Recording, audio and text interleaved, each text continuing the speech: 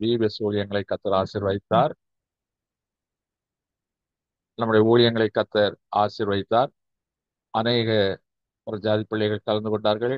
மொத்தம் 82 பேர் ஆவரேஜாக கலந்து கொண்டார்கள். ஒவ்வொரு நாளும் அவர்களுக்கு மாலை நேரத்தில் நல்ல சிற்றுண்டி, குளிர்பானங்கள் வழங்கப்பட்டது.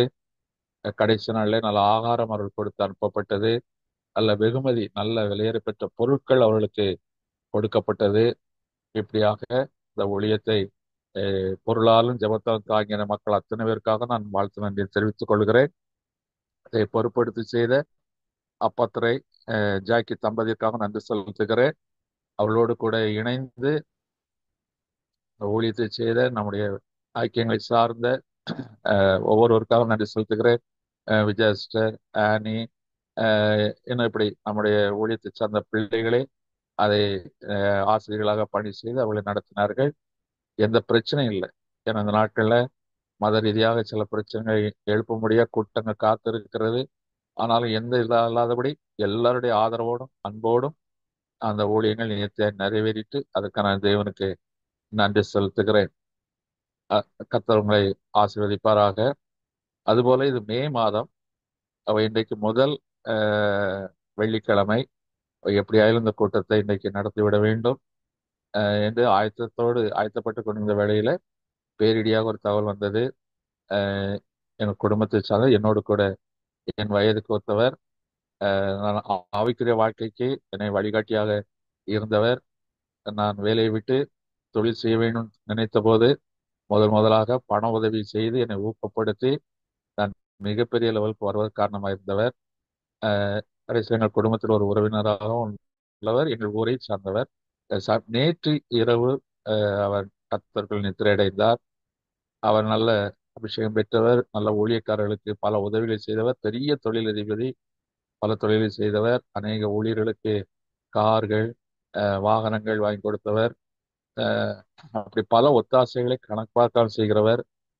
சாம் ஜெபத்தரி அவருடைய ஊழியத்தின் ஆரம்ப கால வளர்ச்சிக்கு கர்த்தர் இந்த சகோதரனை தான் துணையாக வைத்திருந்தார். அப்படியாக அனைவருடைய வளர்ச்சிக்கு காரணமாக இருந்த ஒரு தேவதாசன் நேற்று திடீர்னு மரித்து போனார். கர்த்தருக்கு நித்திரை அடைந்தார். இன்னைக்கு அவருடைய சரீரம் அவருடைய சொந்த ஊரில் அடக்கம் செய்யப்படுவதற்கு இப்பொழுது எடுத்து செல்வதற்கு ஆயத்தப்பட்டு கொண்டிருக்கிறார்கள். அவ இந்த நாளில் எப்படி இன்னும் மனநிலை எனக்கும் சற்று ரொம்ப சிரமமாயிருந்தது. நேற்று இரவுல இருந்து ஒரு பெரிய போராட்டம்.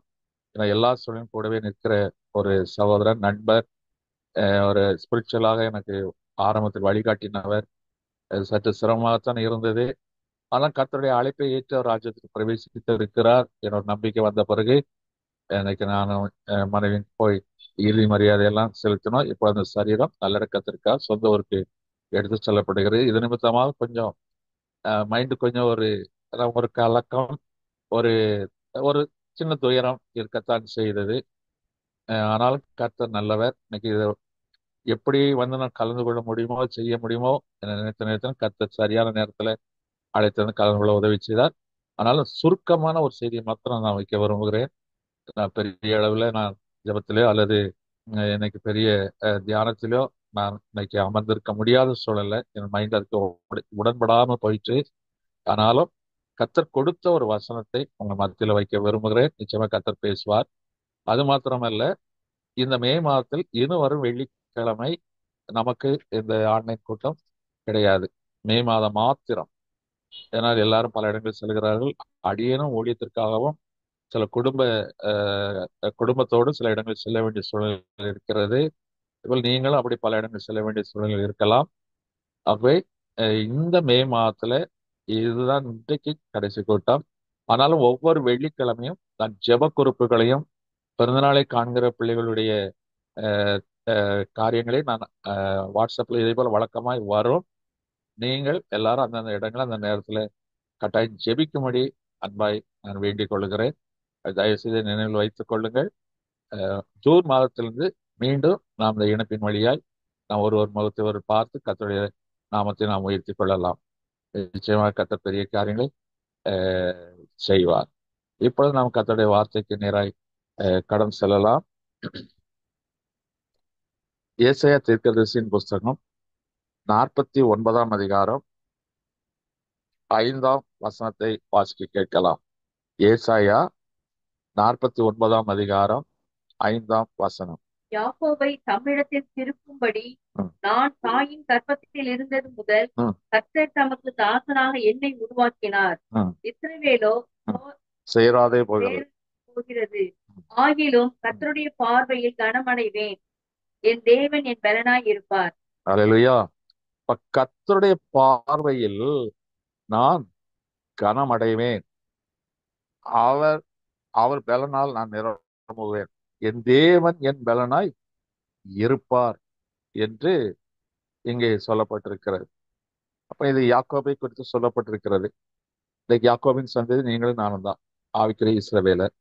அவை இது யாக்கோபுக்காக சொல்லப்பட்ட வார்த்தை என்று சொல்லி அதே அந்த கோணத்தில் பார்க்காதபடி யாக்கோபின் தேவனை ஆராதிக்கிற நீங்களும் நானும் இதை நமக்கு சொந்தமாக்கி கொள்ள வேண்டும். இப்ப ஆண்டவர் சொல்லுகிறார், என் பார்வையில் நீ கனமடைவாய். அவன் சொல்லுகிறான், நான் உன் பார்வையில் கனமடைவேன். கர்த்தருடைய பார்வை. அப்போ உலகத்துல இன்னைக்கு அநேகருக்கு கனமடைவதற்கான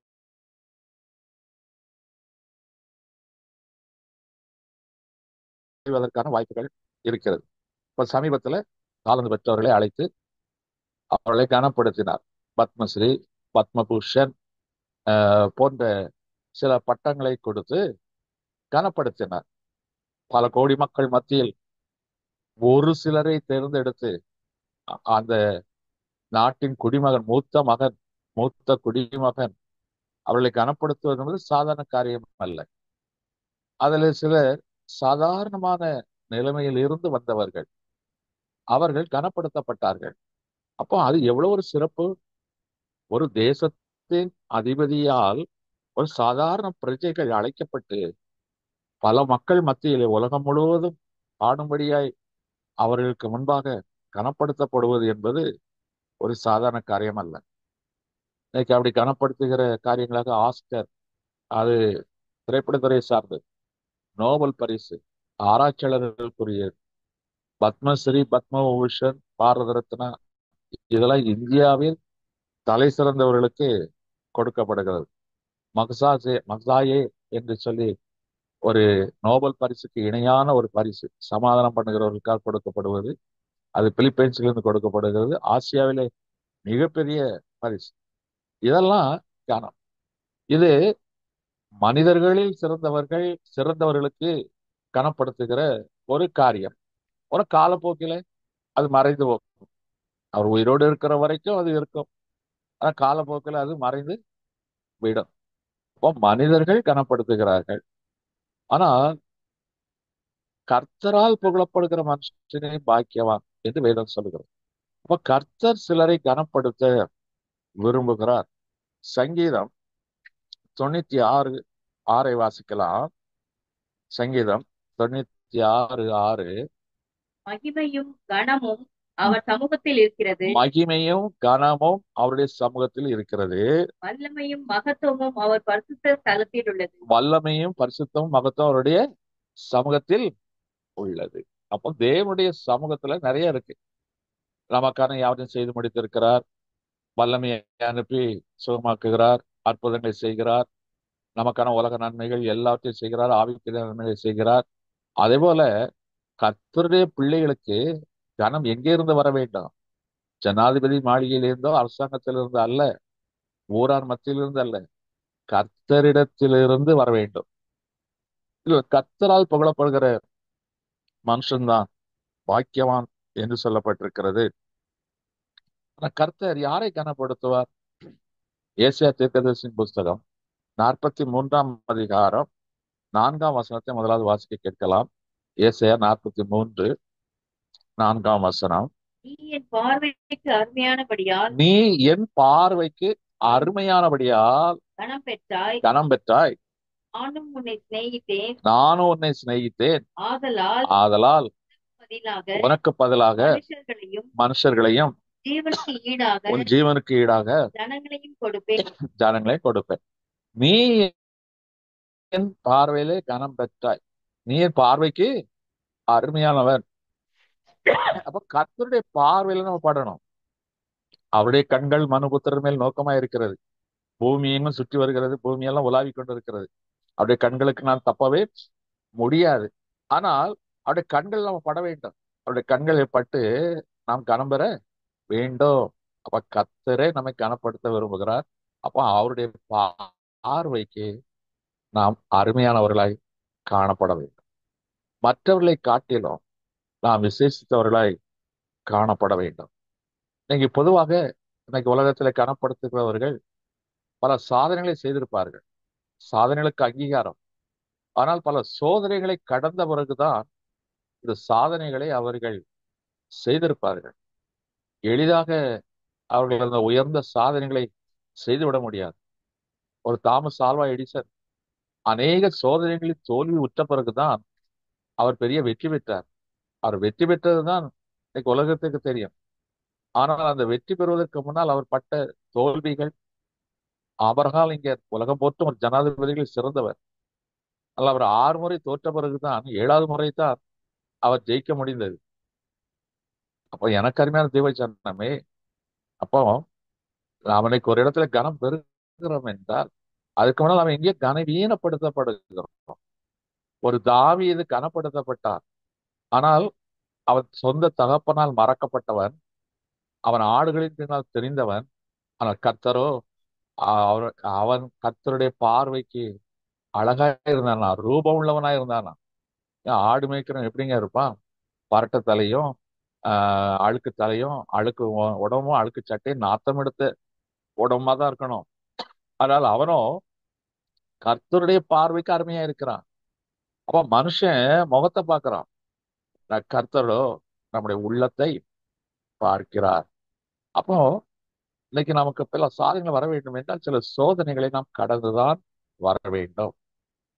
அவர்கள் தான் கர்த்தருடைய பார்வைக்கு அருமையானவர். ஒரு ஓட்டப்பந்தயம் ஓடுகிறார்கள், அதில் ஆப்ஸ்டக்கிள் ரேஸ் கொண்டு உண்டு, தடைகளை தாண்டி ஓட வேண்டும். அது ரொம்ப கடினமான ஒரு ஓட்டப்பந்தயம். அப்போ பல தடைகளை தாண்டி ஓடி வருகிறார்கள். ஒரு சரீரத்துல எவ்வளவு வேதனை இருக்கும், எவ்வளவு வேர்வை சிந்த வேண்டும். சில நேரங்களில் கை கால்கள் கூட சிலருக்கு முறிந்துவிடும். அப்படிப்பட்ட ஒரு காரியம். ஆனால் நம்ம வெளியே உட்கார்ந்து நினைச்சோம், எவ்வளவு ஓ வண்டர்ஃபுல், பியூட்டிஃபுல், எவ்வளவு அருமை. வானத்தில் சாகசம் பண்ணுவார்கள் ஆகாய விமானத்தில் இருந்து. ஆனால் அது எவ்வளவு கரணம் தப்பினால் மரணம். ஆனால் நாம கீழே உட்கார்ந்து நினைச்சிடும் ஒண்டர்ஃபுல், அருமையா இருக்கிறது என்று சொல்லுகிறோம். ஆனால் அவருடைய சோதனைகள், அவர் கடந்து வந்த சோதனை. அதாவது நீ கர்த்தருடைய பார்வையில் நீ கனம் பெற வேண்டும் என்றால் நீ அவருடைய பார்வைக்கு அருமையானவனா இருக்க வேண்டும். யார் அவருடைய பார்வைக்கு அருமையானவர்கள்? இப்ப எடுத்துக்கொள்ளலாம். ஏசாயா 43 1-2 வசனங்களை வாசிக்க கேட்கலாம்.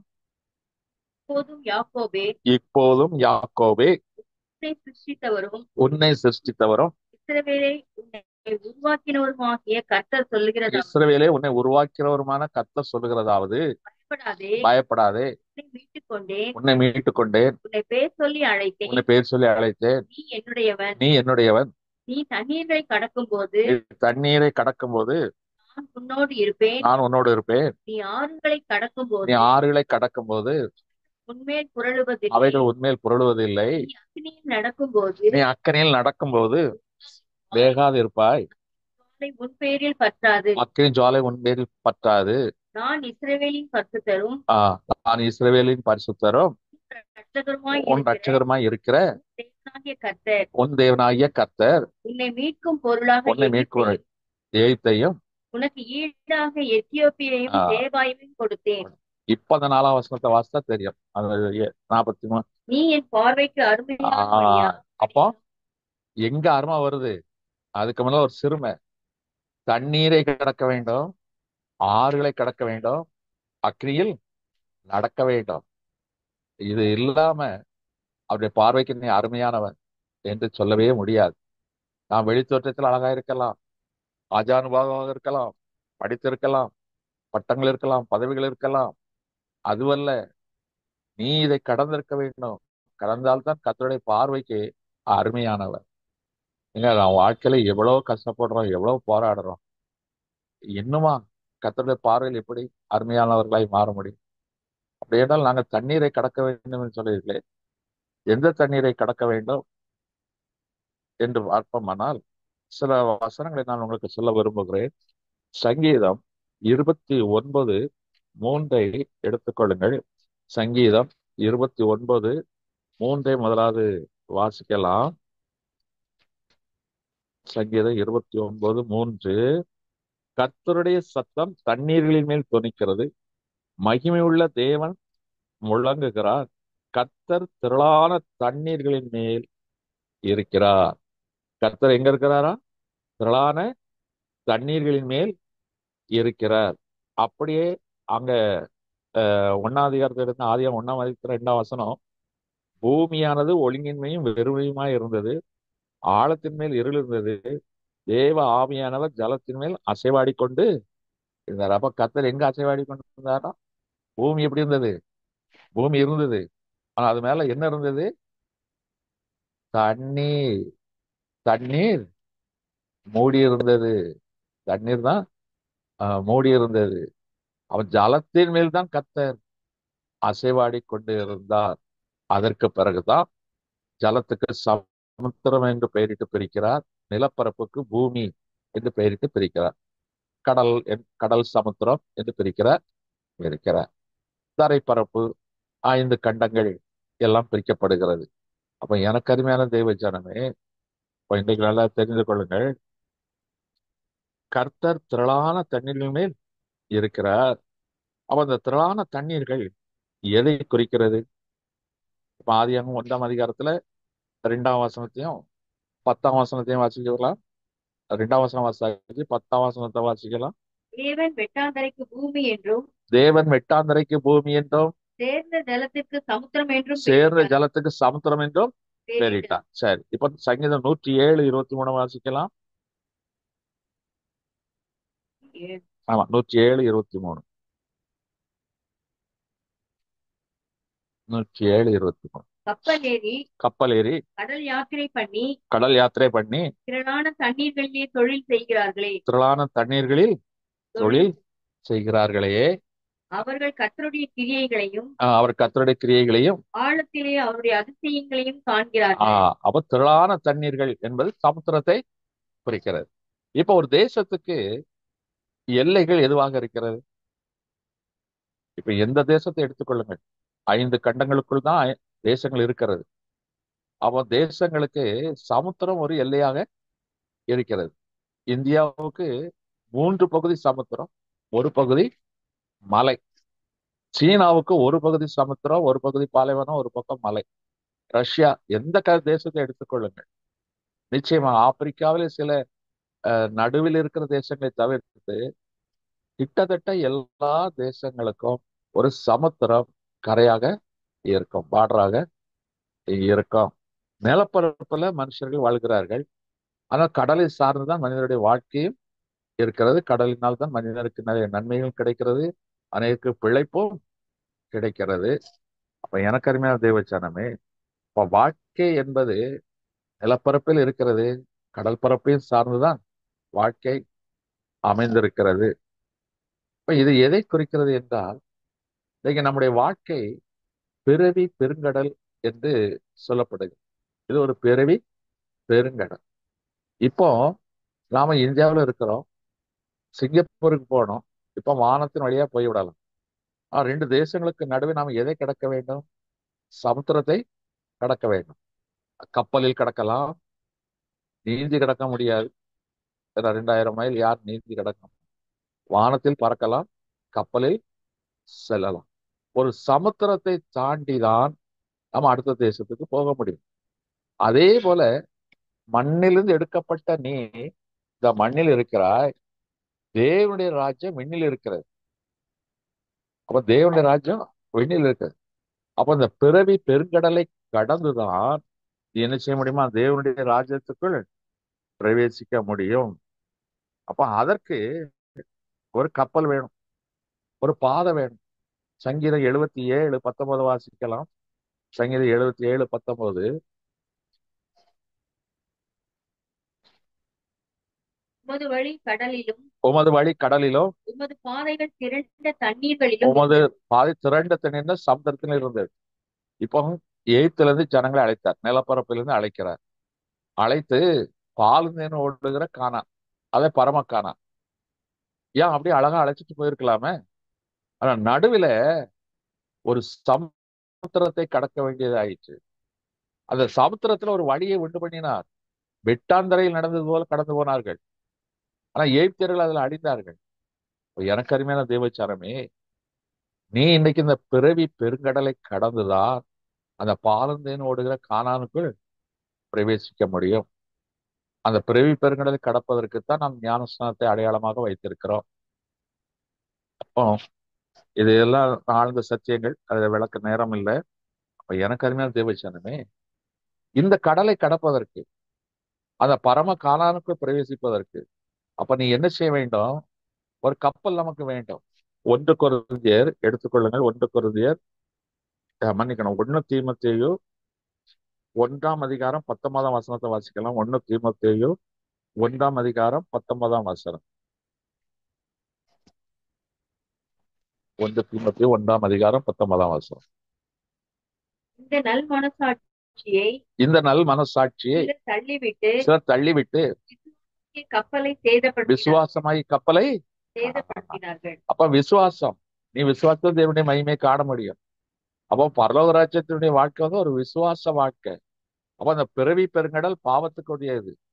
இதை நீ கடக்க வேண்டும் என்றால் முதலாவது விசுவாச கப்பல் வேண்டும்.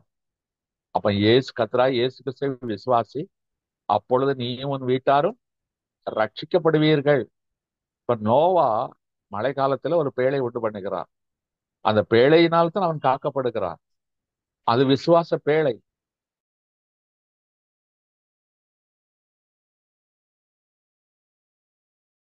அப்ப கர்த்தராகிய இயேசு கிறிஸ்து மீது விசுவாசம் வைத்தால்தான் இந்த பூமியில் வாழ்கிற நீ விண்ணில் வாழ்கிற தேவன், இதுக்கு இடையில இருக்கிற ஒரு பிறவி பெருங்கடல், இந்த கடலை கடப்பதற்கு இந்த விசுவாச கப்பல் வேண்டும். அந்த விசுவாச கப்பலை சேதப்படுத்தாதீங்க.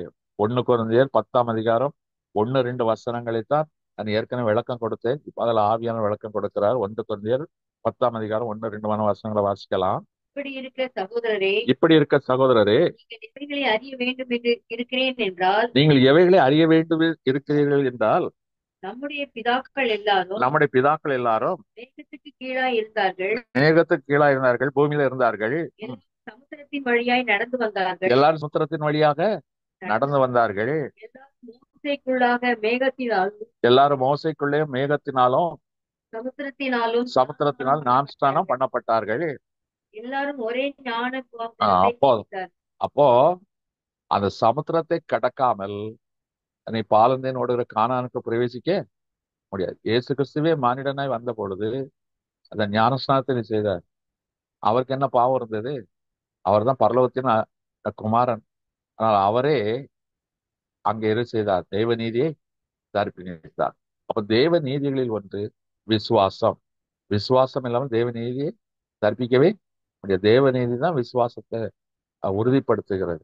இப்ப எனக்கு அருமையான தேவசனமே, இந்த பிறவி என்ற பெருங்கடல் இது அக்கறைக்கு போக வேண்டும். நம்ம ஒரு நல்ல பழைய கோர்ஸோட உண்டு. ஓ தேவனுக்கு மகிமை தூக்கி எடு, அக்கறைக்கு போற மாதிரி ஒரு பாடல் உண்டு. நீட்டி ரட்சித்தாரே, ஓ தேவனுக்கு மகிமை, நான் இயேசுவை நேசிக்கிறே, மென்மேல் நேசிக்கிறே, அக்கரையில் நான் நின்று அவரை என்றோ பாடுவே. அக்கறை, அவர் அக்கறையில் இருக்கிறாரு. இதை தாங்க ஊழியத்துல கூட இயேசு கிறிஸ்து பல முறை சொன்னார். சீசர்களை கப்பல் ஏற்றி விட்டுருவாரு, போங்க அப்படின்னு. ஆனா கடைசியில செய்வார், கடல் மேல நடந்து வருவார். அப்ப எனக்கு அருமையான தேவச்சனம், இன்னைக்கு நீ அந்த கடல் மேல் நடக்க வேண்டும். இந்த பிறவி பெருங்கடலில் நீ நடந்து, இந்த விசுவாசத்தினால் நடந்து பாலுந்தேன் ஓடுகிற கானானுக்குள் பிரவேசிக்கணும். எப்படி பேதுரு ஒரு விசுவாசத்தினால் கடல் மேல் நடந்தானோ, அதே போல இந்த பாவ உலகமாகிய இந்த பிறவி பெருங்கடல் மீது விசுவாசத்தில் நடந்து அக்கறைக்கு போக வேண்டும். இயேசு கிறிஸ்து என்ன சொன்னா? அக்கறைக்கு போவோம் வாருங்கள் என்று சொன்னாரா இல்லையா? அப்ப நம்ம அக்கறைக்கு போக வேண்டும். நாம் இக்கரையிலே நின்று விட்டால் போதாது, அதை நாம் நீந்தி கடக்கவும் முடியாது. ஒரு விசுவாச கப்பல் வேண்டும். இந்த விசுவாசத்தை கொடுக்கிறவரும் தோக்கிறவரும் முடிக்கிறவருமாகிய இயேசு கிறிஸ்து அந்த விசுவாச கப்பல். படகுலேயே வாழ்ந்து கடலிலே வாழ்ந்த பேதுரு கூட இயேசு கிறிஸ்துவை விசுவாசித்த பிறகுதான் கடலின் மேல் நடந்தார். அப்ப நீங்களும் இந்த கடல் மேல் நடக்கிறவர்களாய் மாற வேண்டும். இதான் தண்ணீர்களை கடப்பது. இப்போ முதலாவது என்ன தேவை இருக்கு? விசுவாசம். கர்த்தர் உங்கள் விசுவாசத்தை என்ன செய்கிறாரு? சோதித்து அறிகிறார். கடைசி நாள்ல வரும்போது விசுவாசத்தை காண்பாரோ? விசுவாசம் இல்லாமல் தேவனுக்கு பிரியமா இருப்பது கூடாத காரியம். விசுவாசித்தால் தான் அவருடைய மகிமைக்குள் நாம் பிரவேசிக்க முடியும், மகிமையை காண முடியும். அப்போ ஆண்டவருடைய பார்வைக்கு எது அருமையானது? விசுவாசம். அப்ப இன்னைக்கு கர்த்தருடைய விசுவாசத்தை ஆண்டவரத்துல கேளுங்க. அந்த இரண்டாவதாக ஒரு காரியம் சொல்லப்பட்டிருக்கிறது, ஆறுகளை கடக்க வேண்டும். இந்த ஆறுகளுக்கு ஒரு தன்மை. கடலில் இருந்துதான் மேகங்கள் எழும்புகிறது. காற்றுகள் அதை கொண்டு போய் மலைகளில் பொழியச் செய்கிறது. மலைகளில் ஆறுகள் உண்டாகிறது. ஆறுடைய தன்மையை சொல்லுகிறேன். மலைகளில் உண்டாகி அது மேலே இருந்து கீழே இறங்கி சமமான பூமிக்கு ஓடி வந்து கடைசியில கடலில் போய் சேரும். நம்முடைய அமைப்பு எப்படி இருக்கிறது? மலை, நிலப்பரப்பு, அதற்கு ஒரு கடல். அப்போ ஒரு ஸ்லோப். எப்பொழுதுமே பூமி ஒரு ஸ்லோப்பாகத்தான் இருக்கும். இன்னைக்கு நமக்கு மேற்கு தொடர்ச்சி மலைகள் இருக்கிறது. அங்கே மழை பொழிகிறது, தண்ணீர்கள் திரளுகிறது, அது நதியாக புரண்டு வருகிறது. இந்த நதி வழியில் என்ன செய்கிறது? ஏரி, குளங்கள் எல்லாவற்றையும் நிரப்புகிறது. விவசாயத்துக்கு தேவையான நிலத்தடி தண்ணீரை கொடுக்கிறது. அந்த நதியை நம்பி பிழைப்பவர்களுக்கு வாழ்வாதாரத்தை கொடுக்கிறது. குடிப்பதற்கு தண்ணீரை கொடுக்கிறது. இன்னைக்கு மனிதன் குடிக்கிற தண்ணீர் அத்தனையுமே நதிகளின் கரைகளில் தான் தோண்டப்படுகிறது. நதிகளிலிருந்து எடுத்து சுத்திகரிக்கப்பட்டு கொடுக்கப்படுகிறது. அப்ப தாகத்தை தீர்க்கிறது, பசியாற்றும் உணவு காரியங்களை படைக்கிறது, இந்த ஆற்றை நம்பி பிழைக்கிறவர்களுக்கு அநேக பிழைப்பை கொடுக்கிறது. ஒரு ஆறு வருகிறது. இந்த ஆறு நம்முடைய வாழ்க்கையில குறுக்கிடும். ஆற்றை நாம் கடக்க வேண்டும். யாக்கோபு புறப்படுகிறான், பெற்றோரால் அனுப்பப்படுகிறான், லாபானை தேடி போகிறான், மாமனை தேடி போகிறான். போற வழியில அவன் என்ன செய்தான் தெரியுமா? முதலாவது அவன் வாழ்க்கையில ஒரு ஆற்றை கடந்தான் என்று சொல்லப்பட்டிருக்கிறது. எடுத்துக்கொள்ளுங்க, ஆதியாகமம் 31 21 ஆதியாகமம் 31 21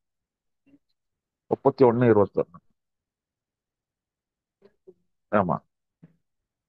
இப்படியே இப்படியே அவன் தனக்கு உண்டானவைகளை எல்லாம் எடுத்துக்கொண்டு ஆற்றை கடந்து கீலேயாத் மலையை நோக்கி ஓடி போனான்.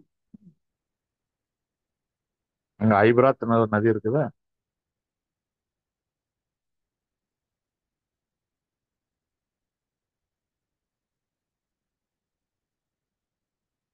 வழியில் ஐபிராத் நதியை கடந்தான். ஆ? கீலேயாத் ஆற்றை கடந்து ஐபிராத் கீலேயாத் கீலேயாத் மலையை நோக்கி ஓடி போனான். ஆ. ஆற்றை கடந்தான். அந்த ஆத்துக்கு ஐபிராத்னு ஒரு பேர். இப்பொழுது கானானுக்கு நுழைய யாப்போக்குன்னு ஒரு நதி திருப்பி குறிப்பிடுகிறது. அது 32 22 வாசிக்கலாம்.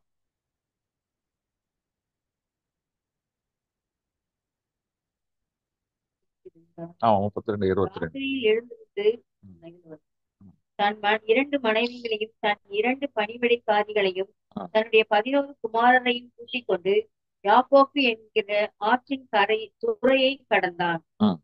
முதல்ல ஐபிராத் நதியை கடந்துதான் அங்க போறான், சீரியா தேசத்துக்கு போய் சம்பாதிச்சுட்டு திருப்பி கானானுக்குள்ள வரும்போது யாப்போக்குங்கிற நதியை கடக்க வேண்டும். இப்போ அந்த இடத்துல அவன் ஜெபிக்கிறான், ஆண்டவரோடு போராடுகிறான். கர்த்தர் தொடைச்சந்தை தொட்டார், அவனுக்கு சமாதானம் உண்டாயிற்று. அப்போ எனக்கு அருமையான தேவஜானமே, யார் வாழ்க்கையில சமாதானம் காணப்படுகிறதோ அவர் கர்த்தருடைய பார்வைக்கு அருமையானவர்கள். அப்ப ஏசாவுக்கும் யாக்கோபுக்கும் ஒரு பிரச்சனை இருந்தது. ஆகவே யாக்கோபுக்கு ஒரு மரண பயம் இருந்தது. ஆனா இப்போ இவன் வழி கர்த்தருக்கு பிரியமாய் இருந்தபடியினால் ஏசா இவனுக்கு துணையாக வருகிறான், சமாதானமாய் வருகிறான்.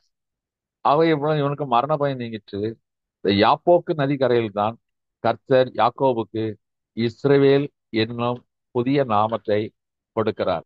இஸ்ரவேலை ஆசீர்வதிப்பதே கர்த்தருக்கு பிரியம். இப்ப எனக்கு அருமையான தேவஜனமே, சமாதானமாய் சமாதானம் பண்ணுகிறவர்கள் பாக்கியவான்கள், அவர்கள் தேவனுடைய புத்திரராய் இருக்கிறார்கள். புகழ் எதுவோ புண்ணியம் எதுவோ அவைகளே சிந்தித்துக் கொண்டிருங்கள். அப்பொழுது சமாதானத்தின் தேவன் நான் உங்களோடு கூட இருப்பேன் என்றெல்லாம் வாக்கு பண்ணுகிறார்.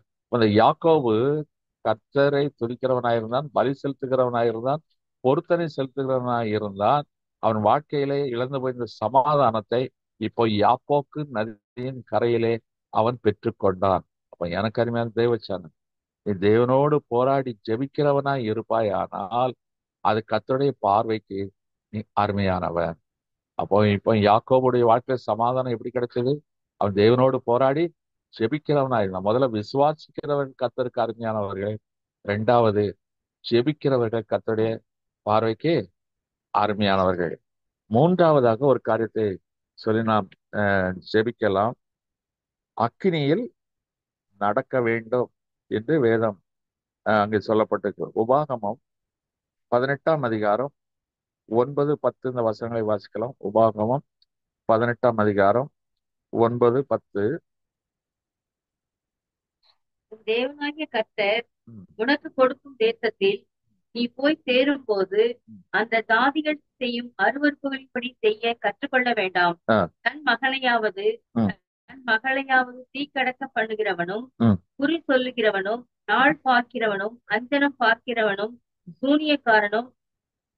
அப்போ இங்க கர்த்தருக்கு அருவருப்பான காரியங்களில தீ மிதிக்கிற தீக்குள்ள நடக்கிறது. ஆனா இங்க சாத்ராக் மேஷாக் ஆபேத்நேகோ என்ன செய்யப்படுகிறார்கள்? நெருப்புக்குள் போடப்படுகிறார்கள். அப்ப ஆண்டவர் வெறுக்கிறார். அக்னியிலே தீ மிதிக்கிறது, தீக்குண்டம் ஏறுறது, இதெல்லாம் கர்த்தர் அருவருக்கிற காரியம்.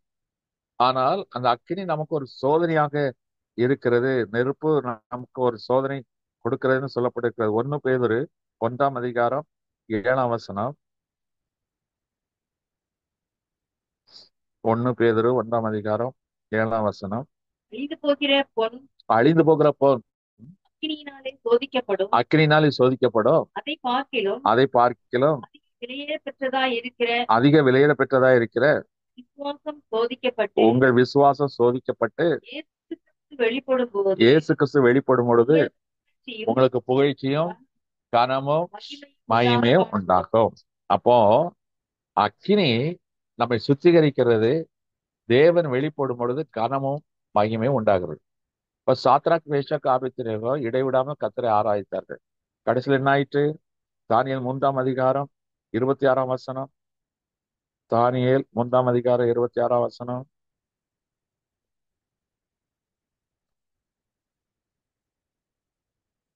தானியேல் அப்பொழுது நேபுகாத்நேச்சார் எரிகிற அக்கினி சூளையின்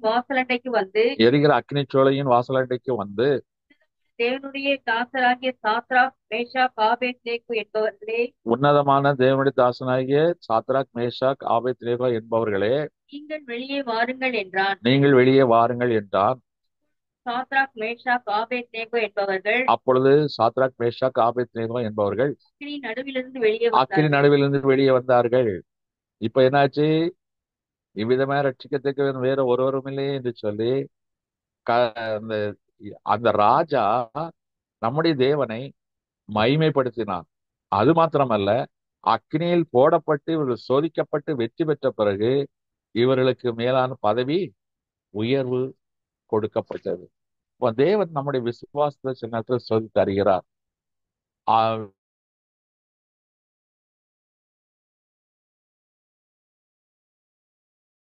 விபத்துல பொல்லாப்புல நம்ம கைவிட்டது போல் காணப்படலாம். நாம நெருப்பு கனமும் மகிமையுமாய் மாற்றுகிறார். அவை சோர்ந்து போகாதீங்க. அப்போ அந்த சாத்ராக் மேஷாக் ஆபேத்நேகோ வைராக்கியம் கர்த்தரை செய்தார்கள். அவர்கள் அவர்கள் கர்த்தரை துதித்தார்கள். ஒரு இடத்துல சொல்லப்பட்டிருக்கிறது, அது ரொம்ப அருமையான வசனம். சங்கீதம் 39:3. சங்கீதம் 39:3.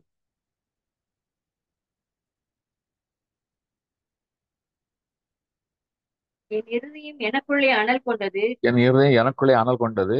தியானிக்கையில் அக்கினி மூண்டது. நான் தியானிக்கையில் அக்கினி மூண்டது. அப்போ கர்த்தரை தியானிக்கும் போது நம்ம மேல ஒரு அக்கினி இறங்கும். அந்த அக்கினி உன்னை வேகாதிருக்க செய்யும். இன்னைக்கு உலகத்தின் அக்கினி ஒருவனை பட்சிக்கிறது. ஆனா அவரை தியானிக்கும் போது அந்த அக்கினி நம்ம என்ன செய்கிறது? மேன்மைப்படுது. அப்ப இந்த சாத்ராக் மேஷாக் ஆபேத்நேகோ நெருப்புக்குள்ள போடப்பட்டாச்சு. ஆனா இவர்கள் என்ன செய்திருக்கிறார்கள்? பாடி கர்த்தரை துதித்தார்கள், தியானித்தார்கள். அதனால அந்த அக்கினி நினைச்சிட்டு அந்த அந்நிய அக்கினி அவிந்து போயிட்டு தேவனுடைய அக்கினி இவர்கள் மேல் பற்றி எறிந்தது. அது இவர்களுக்கு மகிமையை கொடுத்தது. யாத்திராகமம் 24 அதிகாரம் 17 வசனம். யாத்திராகமம் 24:17.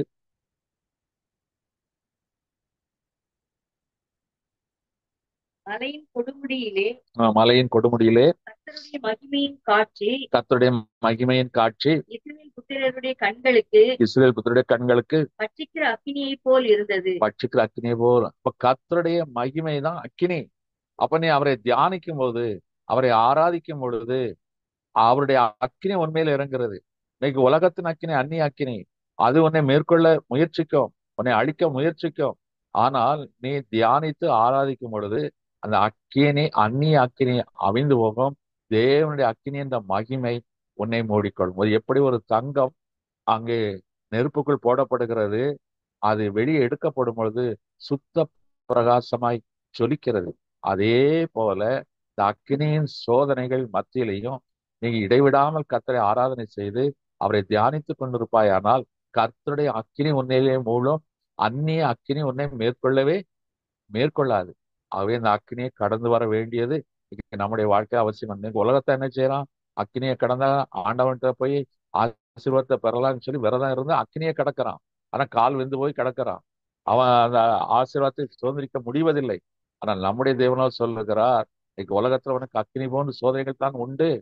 ஆனாலும் நீ இடைவிடாமல் என்னை ஆராதித்து தியானித்து என்னை துதித்துக் கொண்டிருப்பாய். ஆனால் இந்த அந்நிய அக்கினியை அவித்து போடுகிற என்னுடைய மகிமையின் அக்கினி எப்படி அந்த பச்சை மரத்தை அவிக்காதபடி அந்த அக்கினி அதை சுற்றி பிரகாசித்ததோ, அதே போல பச்சை மரத்துக்கு ஒப்பான ஒலிவ மரம் என்ற பச்சை மரமாய் இருக்கிற உன் மீது அந்த அக்கினி சுற்றிலும் மகிமையாய் பிரகாசிக்கும். இதை மற்றவர்கள் பார்த்து ஆச்சரியப்படுவார்கள். அப்ப எனக்கு அருமையான தேவச்சனமே, கர்த்தருடைய பார்வையில் அருமையானவன் என்று பெயர் பெற்று கனம் பெற வேண்டும் என்றால் நீ முதலாவது தண்ணீரை கடக்க வேண்டும். ஞானஸ்நானம் எடுக்க வேண்டும். பிறவி பெருங்கடலை கடக்க வேண்டும். உன் விசுவாசத்தை காத்துக் கொள்ள வேண்டும். இரண்டாவதாக ஆறுகளை கடக்க வேண்டும் என்று சொல்லப்பட்டிருக்கிறது. அப்ப அந்த ஆறுகள் என்றால் ஜெபத்திலே தரித்திருக்க வேண்டும். ஜெபத்திலே உறுதியாக இருக்க வேண்டும். அப்பொழுது உன் வழிகள் கர்த்தருக்கு பிரியமா இருக்குமானால் உன் எதிராளிகளும் சமாதானத்துக்கு வருவார்கள். அந்த உன் வாழ்க்கையில ஒரு சமாதானம் உண்டாயிருக்கும். உன் ஜெபிக்கிறவர்கள் கர்த்தருடைய பார்வையில் அருமையானவர்கள். ஜெபத்தினால் சமாதானம் உண்டாயிருக்கணும்.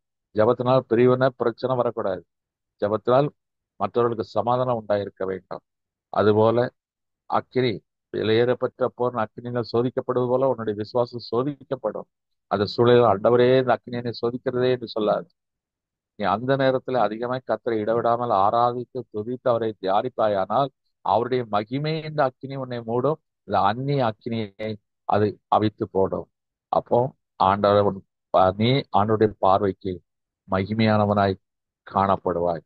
எஸ்தர் சரித்திரம் 6 அதிகாரம் 7, 8 இந்த வசனங்களை வாசிக்கும் பொழுது ராஜா கனம் பண்ண விரும்புகிற மனுஷனுக்கு என்ன செய்யப்பட வேண்டும்? ராஜா ஏறுகிற குதிரையின் மேல் ஏற்றி ராஜாவின் வஸ்திரம் அவருக்கு தரிக்கப்பட வேண்டும் என்று சொல்லப்பட்டது போல இன்றைக்கு அந்த ராஜாவாகிய யூதருக்கு ராஜாவாகிய இயேசு கிறிஸ்து தன் வஸ்திரத்தை, ரட்சிப்பின் வஸ்திரத்தை, நீதியின் சால்வையை உனக்கு நீ கனம் பெற்றவன், அவருடைய பார்வைக்கு அருமையானவன் என்பதற்காக அதை உனக்கு அடையாளமாய் உன்மேல் போடுவார். எப்படி உலகத்துல கனப்படுத்தும் போது ஒரு ஷால் போடுகிறார்களோ, ஒரு அங்கியை போடுகிறார்களோ, கிரீடத்தை வைக்கிறார்களோ, அதே போல என் நேசர் தன் ரட்சிப்பின் வஸ்திரத்தையும் நீதியின் சால்வையும் அவர் உன்னை அணைத்து அவர் ஏறுகிற குதிரையில் ஏற்றி இறுதியிலே வெளிப்பரிசில் 3:5 சொல்லப்பட்டது போல வெண் வஸ்திரத்தையும் கர்த்தர் உனக்கு தருகிறார்.